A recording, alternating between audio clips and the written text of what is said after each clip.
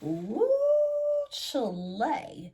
This past episode of Love and Marriage, After Lockup, hip hop, with a little piece of marriage, After Lockup, in the Huntsville was a hot mess. I said, baby,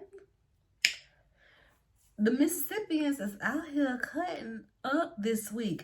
We got the mess over here in Love and Marriage Huntsville, and there was also the mess on Bell Collective.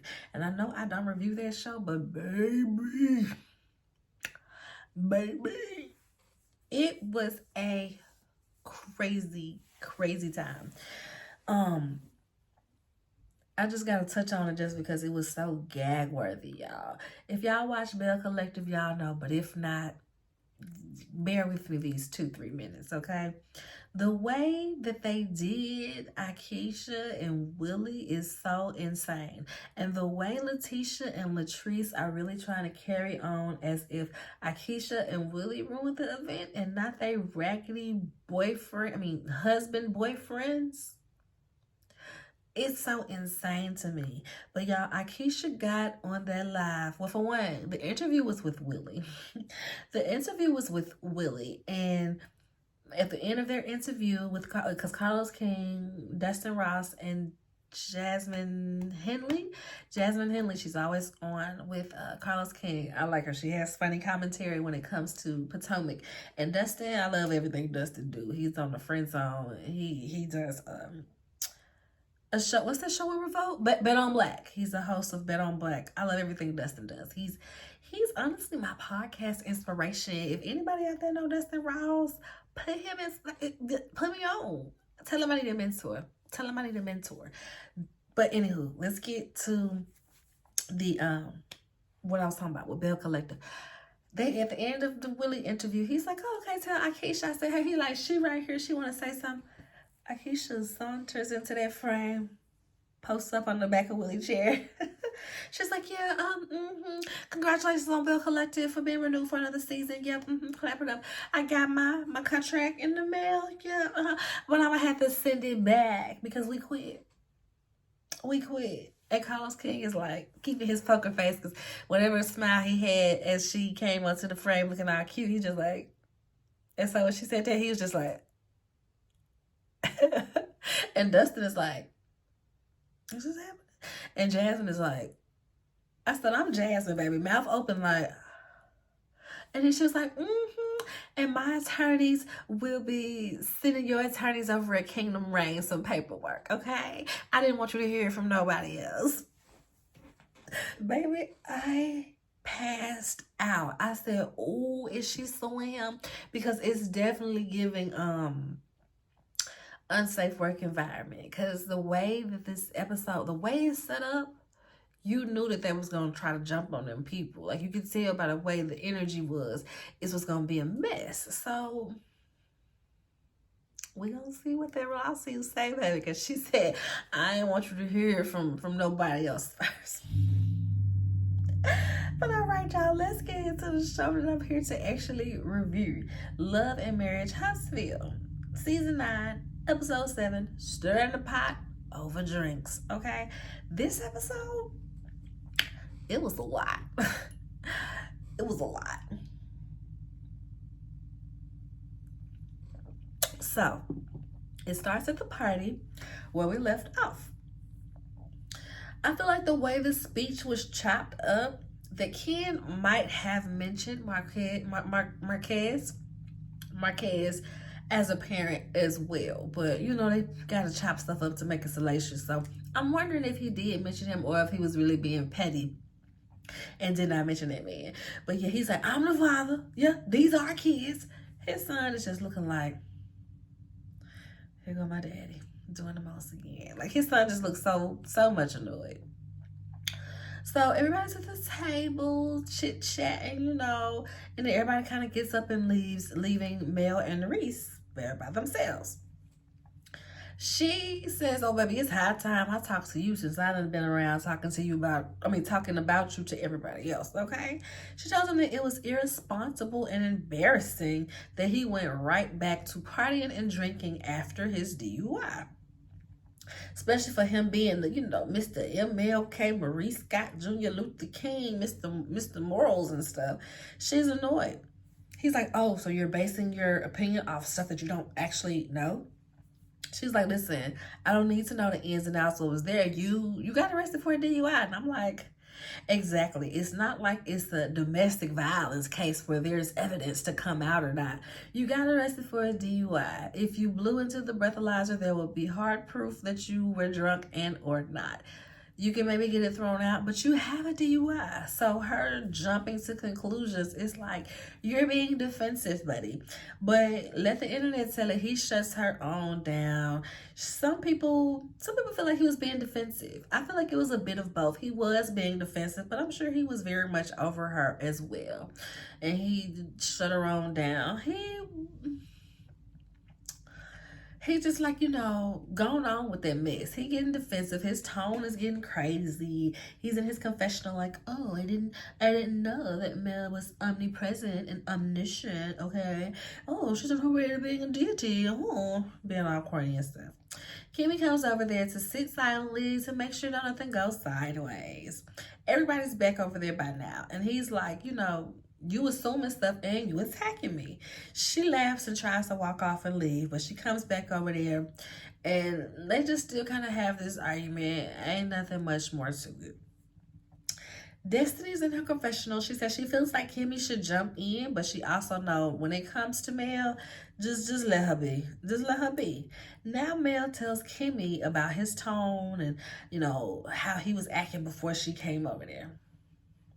Mind you, while all of this going down is one empty seat at the table, you guys. And guess who comes to fill it? Marquez. Because he's got so many triggers and he has to let everybody know that he is triggered in this moment, okay? He's over there and he's like, yeah, I need help by my co-parenting because this triggers me. I don't know what to do. And we see his son is like by the bar and he's like, kind of ear hustling, seeing what's going on with his daddy talking about. Fletcher's like, oh man.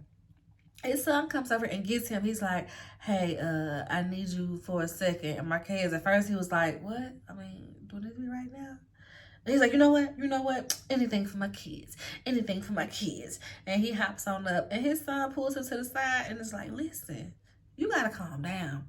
You can't be doing all this. And he's like, what? Like, I'm talking too much? I'm telling too much in the business? He's like, yeah, you doing too much. Okay. And he lets him on be.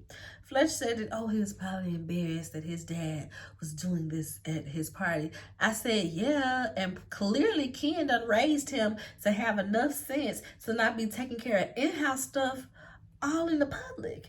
And on TV at that, Ken raised some kids better than that. You see how he had to get his daddy together right quick. Stop playing with him. Speaking of Ken, he pulls Marquez to the side for a talk.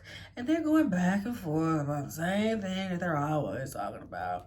Ken should have came to talk to Marquez before being around his kids. Ken should have, did this, did that. Ken, ain't nothing gonna keep me away from my kids. Okay. Marquez was like, let me ask you a question. Can you have kids? Because you be doing the most, taking other people's kids and stuff. I said, ain't lie. You walking around dating married women and softly adopting their kids is giving fetish, but okay. And then also Marquez is mad that Zaria refers to him as dad at school. If they got to do a project on dads, she's doing it on Ken. And he's like, yeah, and my kids called me the day after Father's Day. He said, whose fault is that? He said, honestly, I think it's Trisha's fault. It's Trisha's fault. Trisha comes on over there and immediately he's going in on her and he does the most. He's like, I've always been there for you. I've always been there for you. But all your mama, your sister, and your daddy, when they was on the gurney, I was there for you. I was there looking at them on the gurney. That would have set me off. She pauses and you could tell she takes that deep breath to not go off in this moment too crazy, okay? And my thing is sir, you literally told Marceau that you were not there for her in those times. So for you to sit up in her face and yell at her and say that you were there when you literally said out your own mouth on this TV show that you wasn't. Ken is trying to calm her down, but she's like, nah, I want to speak. I want to speak. He's like, sound like you got some liquid courage. I said, yeah, she drunk. She drunk, and she's like, I came over here to say that I just wish everything would be kosher. I wanted to be kosher. And whatever happens, but I didn't have the papers notarized, so you're not my husband no more. Go ahead, sign it, and this, that, and the third. He tells her that he says, you angry. You angry. You need to go take it out in the weight room. I would have been fighting. Trish goes over to the table, and Mel is like, I think you still in love with him. I think you still in love with him. I said, Melody been on Trisha. She already said that, what was it? When they three of them was talking, she was like, oh, it's some resentment. Oh, resentment, that means it's sexual. That means that's sexual attention. I was like, not necessarily Mel, but okay, for the sake of the mess, girl, keep it going. So the Scott sisters meet up with Trisha to discuss the kids' party and her acting a fool. Okay, she was in real form. They were like, this the Trish we've been trying to see. How old are we? You've been wanting to see her ticked and going off to see if she can really stand this group. Like, how old are we? So, where we at? Gucci Gang. I saw that video, that thing stuck in my head. Where the dude that said Gucci Gang was performing at his grandma's 90th birthday.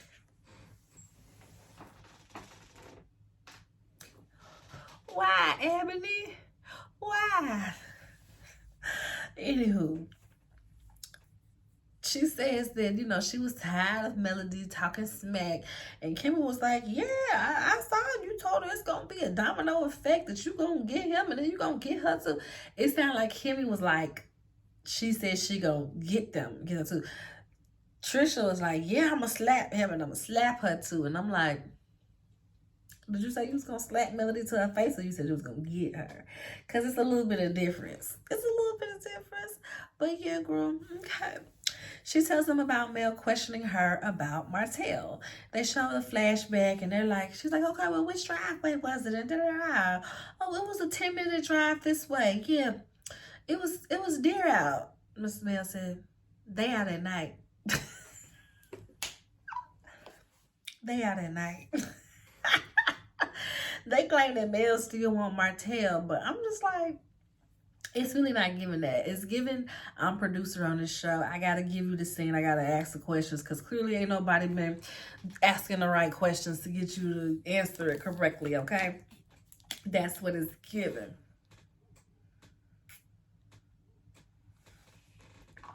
They also brought up how Mel was asking all of them about chat on my daddy call. I'm trying to see when I'm getting to my auntie house. They already over there. It is 4:30. I probably get there about 6. But yeah, where was the lipstick? They bring up the fact that Melody talked to Trisha and Tisha, asking them about the red lipstick. Kimmy is like, but I met with her and she ain't mentioned no lipstick to me. So Kimmy is like, she doing all this investigating, trying to say that my man cheating. And the crazy part is, he was with me that night. I'm like, Kimmy, he might have started his night with you, but clearly he did not end it with you because you told us that you woke up and you could not find him in the home. So you got in your vehicle and you drove to his office building to see if he was there, and he was not. He was not, Kimmy. So do not pretend that he was upon you all night when he clearly had this DUI. It was very annoying for her to do that. And while we there, did y'all see the little lame interview that Martell and Coleslaw did with Marcel's alleged mistress? It's a hot mess. I'm thinking that this is the girl that he was talking about when he was like, you smashed right after me. Because that girl was giving, everybody was hitting. Because she said that Maurice and Marcel ran a train on her. And she liked it. But she was out there in Vegas. They took her on a trip to Vegas, and she had to pay for her own stuff, so she was mad. You let some niggas run a train on you, and you had to pay for your own stuff? Girl, girl, girl. But that happened. That happened. So, was there anything else that really happened on that one? Oh, she mentioned that the parties at the office are very much true. They used to go up to Credit One all the time and, smash here and there. Wasn't no beds, but I'm sure it was, a nice chair or a sofa, couch somewhere where they made zoo, okay? But she said, yeah, she didn't realize he was married, but she knew something was up because he was always taking her to the office building. They ain't never go on dates and they ain't never go to his house or nothing. But I didn't know he was married, but I knew something was up, but I didn't know he was married. All right, girl. But she was talking like she was mixing up the three of them. Like she literally was all of their side chick. Like that's what it was given. Either that or she's Martell's side chick and she was just trying to get it over into the context of being with the Scott brothers. But it was giving all of them had to go. All of them had to go. I was like, Jesus Christ. Nextly, we see Trisha and Marquez meet up to discuss everything. He picks an argument about all the things that no longer matter that he's been arguing and fussing about since we've seen him on this show. They eventually come to a happy place of like, listen, it's about the kids. You need to be there for the kids. He's like, I talk to the kids every day. Yeah, but you need to be there for the kids. And he's like, okay, well, what that mean? She's like, if you're in town, you call and say, do Zara need to be picked up from dance classes? Yeah, go pick her up. Go drop her off. Go do this. Go do that. If you in town, be present. He says that he's going to try to move back to Huntsville because that'll be better for the kids. She's like, well, I don't know how he can afford that, but I mean, we going to see. He going to ask y'all for the money, just like he asked y'all for the gas money to get down there for Xavier graduation.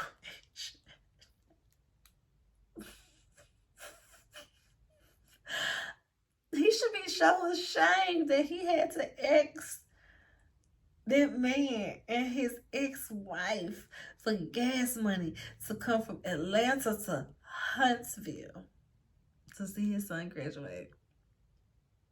You shouldn't want to pick a fight with nobody, baby. Nobody. You ain't have $100 for some gas back and forth? Child.